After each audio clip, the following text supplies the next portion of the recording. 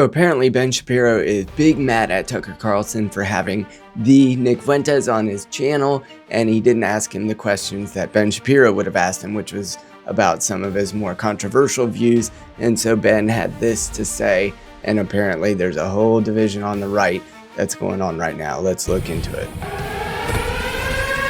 That topic is, I think, the most important thing happening in the country. It was a hot topic last week, but I wanted to take some time to really gather my thoughts and speak on it in coherent fashion, holistic fashion. That topic is the fragmentation of the political right. That fragmentation is being caused purposefully by a splinter faction of people led by a young man named Nick Fuentes. As I stated last week, I don't believe that Nick Fuentes is the arbiter of truth that we should all be looking to, but I do think he's galvanized and captured a certain soul of young men who have just been told they're toxic for so long. And quite frankly, almost like the Andrew Tate thing, if you guys didn't want this to happen, stop pushing men asunder and you will start seeing better results in terms of allowing them out of the margins and into the mainstream of society again. The main agent in that normalization is Tucker Carlson, who is an intellectual coward, a dishonest interlocutor, and a terrible friend.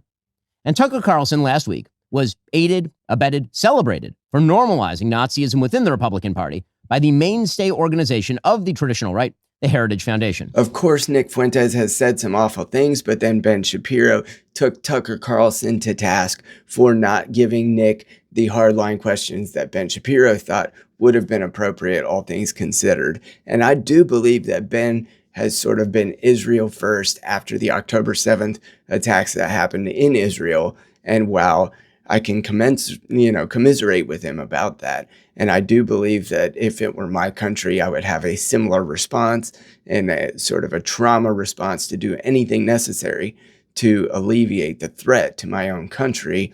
Ben is, quite frankly, an American commentator. And so that puts him directly in the path of people like Nick Fuentes.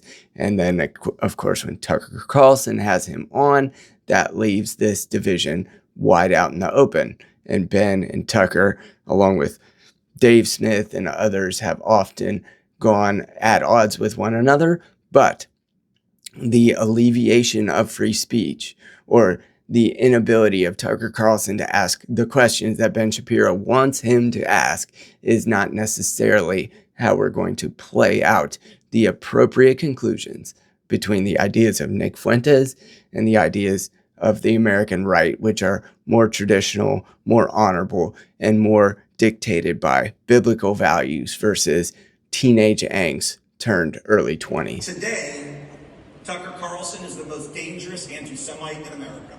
He has chosen to take on the mantle of leader of a modern-day Hitler Youth.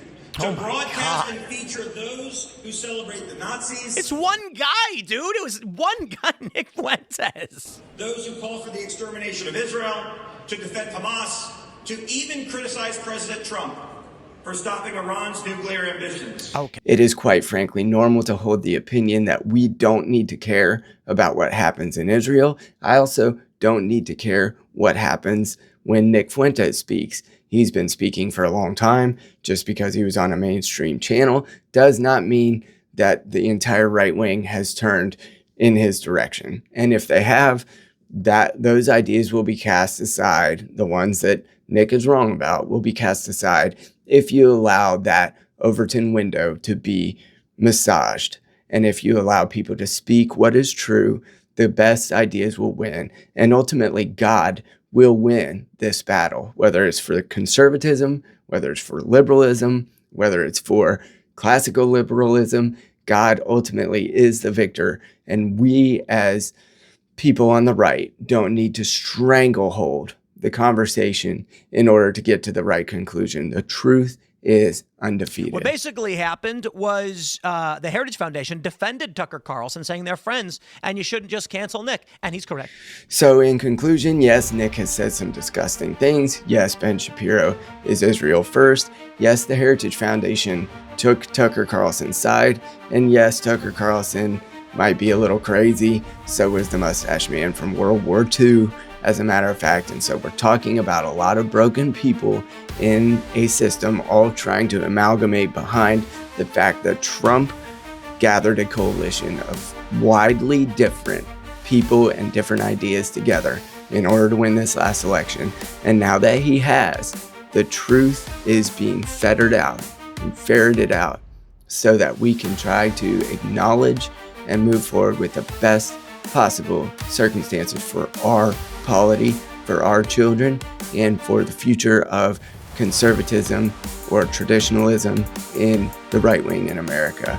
And if that's something that you can get behind, please like, share, and subscribe. I'd love to do it together.